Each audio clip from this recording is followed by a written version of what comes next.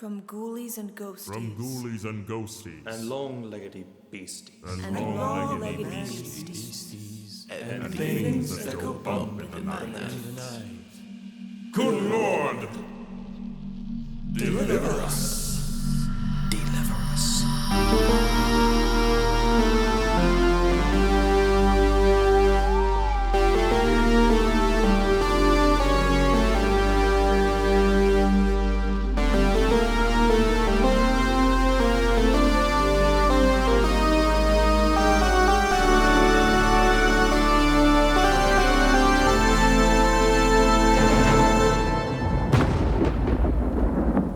Ladies and gentlemen, from Pennsylvania, the master of ceremonies, Count Drahoon. Good evening, spooks and spookettes. Count Drahoon here, and tonight I present to you a tale of two reboots. It seems that in this day and age, we are unable to escape the constant barrage of reboots and remakes from Hollywood, but every now and then you get a diamond in the rough. And I'm very happy to say that the recent Nosferatu film version by writer-director Robert Eggers is one of those diamonds. The Wolfman, written and directed by Leigh Whannell, not so much. But before I present to you my case study, a compare and contrast of why I think Nosferatu works and maybe the Wolfman doesn't, let me take care of the castle-keeping notes. Thank you so much for watching this video, and if you haven't already, be sure to like and subscribe to my channel to get notifications for more Count Drahoon Presents. Another way you can support me is by subscribing to Bonifice Media. Go to bonifice.com and subscribe for $9.99 a month, and you will get exclusive access to these films that I host every month that include a riff track commentary that I do for each film. And now that that's out of the way, let's get into the heart of the matter, and hopefully you won't feel the need to drive a stake through it. I had mentioned in a previous video that I had a chance to check out Nosferatu. This was during the Christmas time. Well, a couple of months later, since seeing Nosferatu, I had a chance to see Leigh Whannell's The Wolfman sometime around mid-February. I had low expectations for both films. I've had a lot of time to think about why Nosferatu, written by Robert Eggers and starring Lily Depp Rose, Nicholas Hoult, Willem Dafoe, and Bill Skarsgård worked, whereas The Wolfman, written and directed by Leigh Whannell, starring Christopher Abbott and Julia Garner, and with Leigh Whannell in a small role, just didn't work for me. And I have come up with a formula, as it were, as to what actually makes a reboot or remake successful and where others fail. It's quite simple, really. It requires balance. Balancing paying homage to the original source material while also retelling the story in your own way. And I believe Robert Eggers does a phenomenal job of doing this. In case you didn't already know, Nosferatu is essentially Bram Stoker's Dracula. The original Nosferatu was made in 1922, directed by F.W. Murnau, and the reason why it's called Nosferatu instead of Dracula is because the German film production company that made the movie, Prana Films, did not get permission from the Stoker estate to make Dracula. So what they did was they took the story and they just changed the names of the characters and the settings, and there you have Nosferatu. Of course, that didn't sit well with Florence Stoker, Bram's widow, and the movie was actually banned for quite some time until it finally resurfaced sometime in the 30s, and it's become an internationally acclaimed masterpiece since then. Since 1922, there have been 3 film versions of Nosferatu. The first, 1922, the second, 1979, directed by Werner Herzog, starring Klaus Kinski and Bruno Ganz. In terms of story structure, this new version of Nosferatu is essentially the same as the other 2 versions beat by beat. However, we get to see some nuances that we may not have had the chance to see in the other versions. For instance, when Hutter arrives in Transylvania, we get to see how the locals live day to day, and specifically how the presence of Count Orlok affects their day-to-day lives and the sorts of rituals and sacrifices that they perform in order to appease the vampire. Such as the virgin sacrifice that we see towards the end of Act 1, although we're not entirely sure if Hutter actually witnessed this or if this is some strange dream sequence. We also get to see some meatier character development, particularly with Ellen's story arc. We get a more fleshed out reason as to why Count Orlok is drawn to the town Hutter and Ellen live in, and not just because he's in need of fresh blood because he's drained Transylvania dry. We also see a little bit more of a backstory as to why Willem Dafoe's character, and Dafoe plays the vampire hunter in this film, we see why he is persona non grata in the medical profession. Now, one slight critique with Ellen's character arc, we know that she is special, but we're not quite sure if she possesses the power of telepathy, or if she's clairvoyant, or if she has some sort of other mystical powers. And it's also unsure if whether or not her fate was preordained, or this is just sort of happening all organically. But for me, I'm okay with a little bit of ambiguity, so I didn't think it was enough to take me out of the movie. Nuance is the key word for this film. I've always appreciated Robert Eggers' attention to detail, not just in the technical aspects of his film, but when he writes a movie, he really does his homework on what costumes and what buildings looked like during the period that he's making the movie in, but he also pays close attention to the dialogue.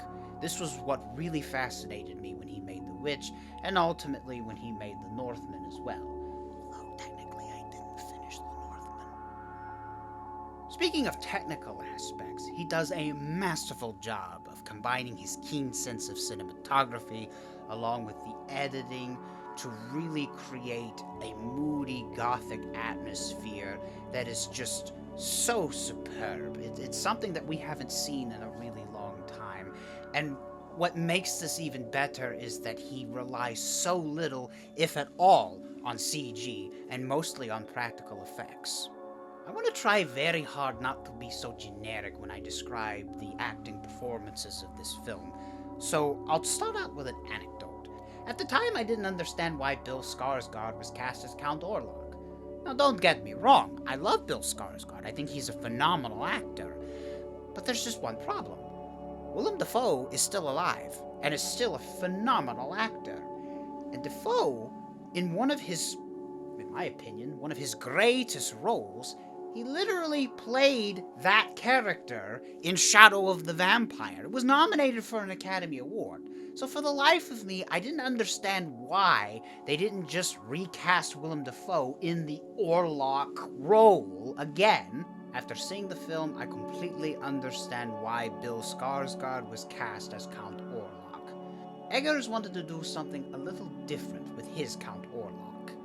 He deviated from the classic rat-like features that we normally associate with Nosferatu, and gave us a vampire that seemed to be ripped out of Eastern European folklore, particularly those classic European vampire myths. And I also felt like Count Orlok resembled Vlad Tepes a little bit from the 15th century, the real Dracula. Of course, I could have done without the scenes with the flaccid vampire penis. To me, the standout performance of this film was Lily Rose Depp as Ellen. She did a phenomenal job, and of course she later admitted in later interviews that her performance was inspired by Isabelle Adjani's performance in the 1981 film Possession, which she actually played Ellen in the 1979 Werner Herzog version of Nosferatu, believe it or not. So, what a small world! But really, the whole cast did a fantastic job. Nicholas Hoult was superb. You had Simon McBurney, who played Nock, the Renfield character. He was insane in the best way possible. And Ralph Ensign came back to play the sword-like character.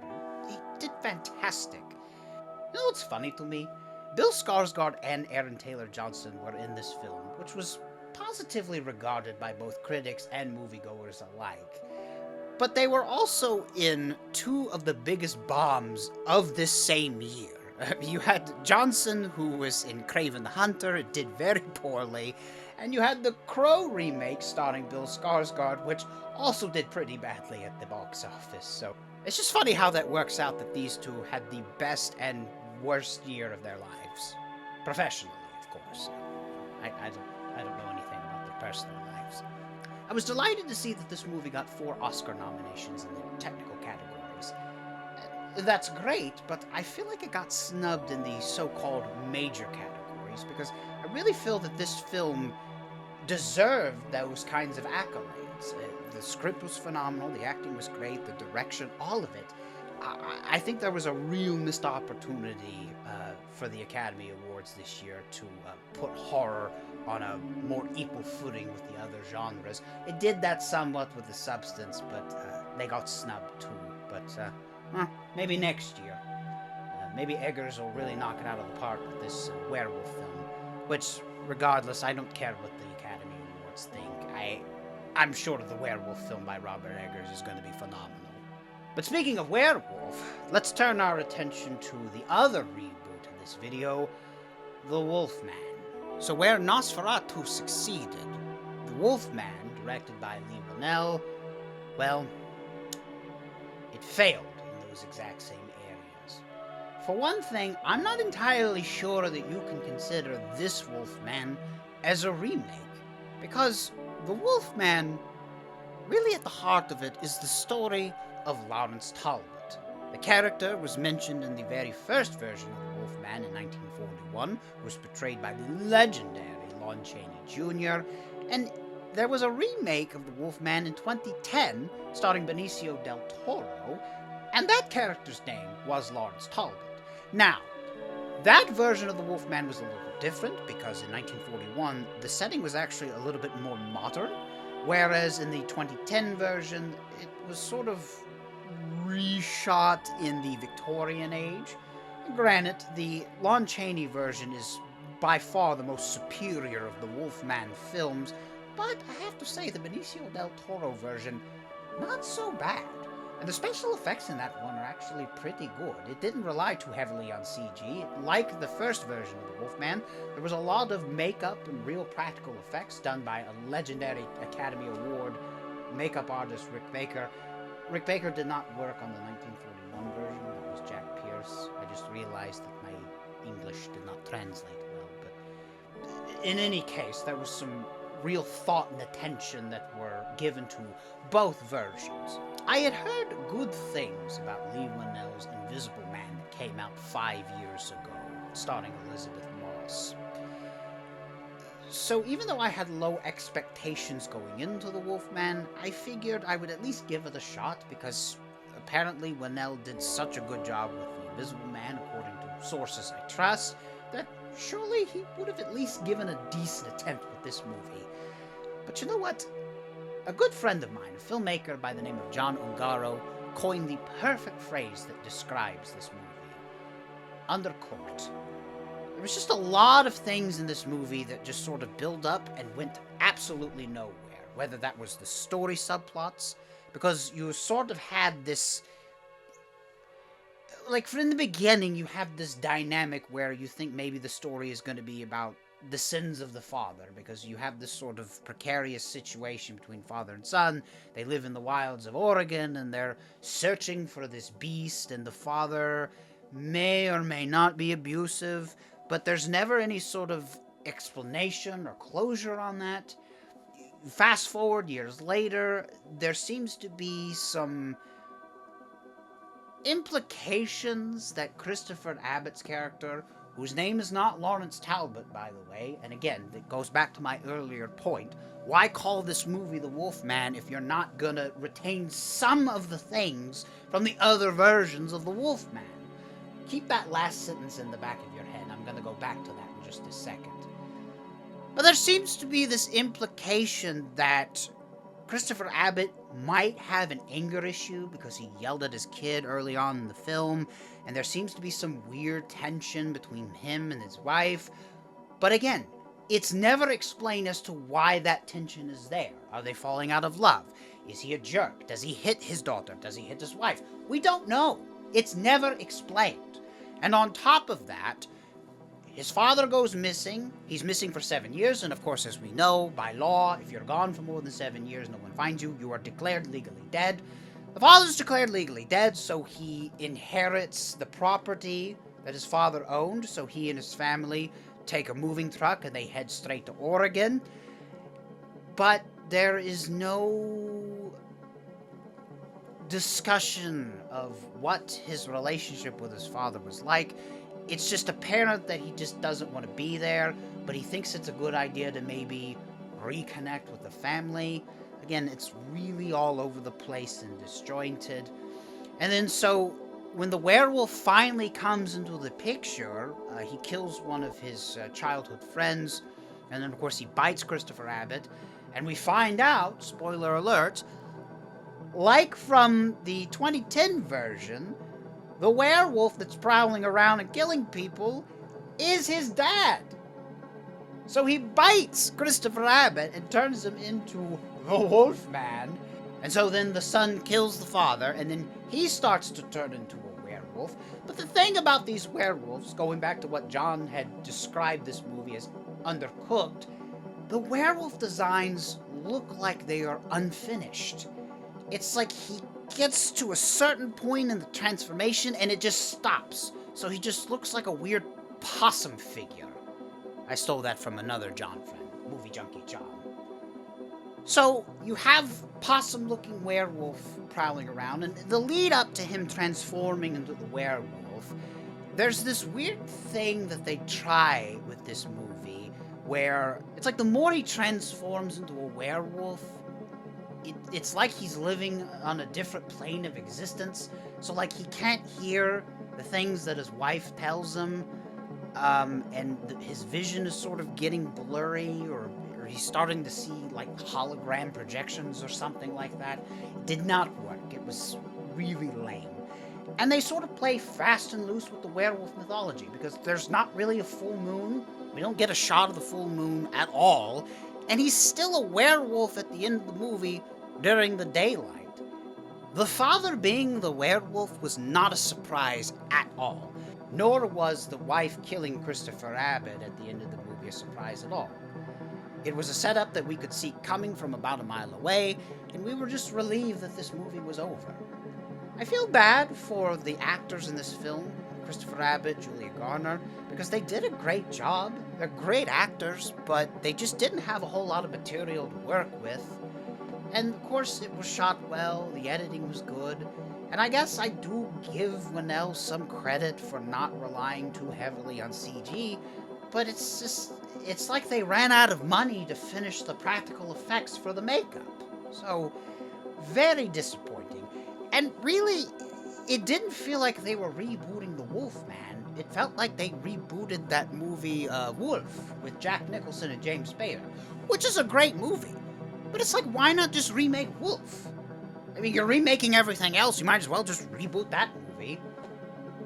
I don't think I would have been as upset if they had called the movie Wolf or Full Moon or something other than The Wolfman. Maybe it would have been a little bit of a better movie, but then again, I don't know.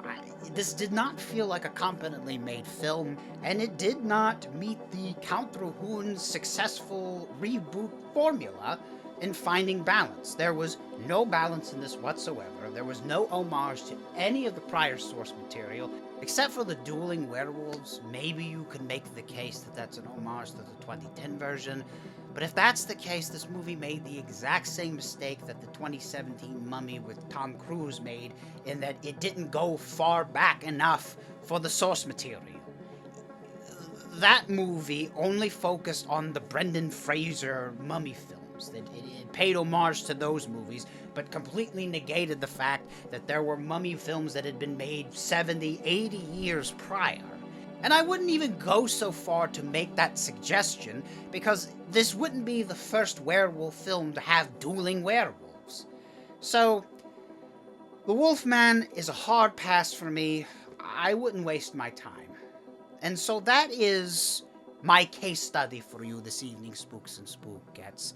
The reboot that worked Nosferatu, and the one that didn't, the Wolfman. I hope you found this insightful, and I'd love to know what you think. What did you think about both films? Did you like both of them? Did you hate both of them?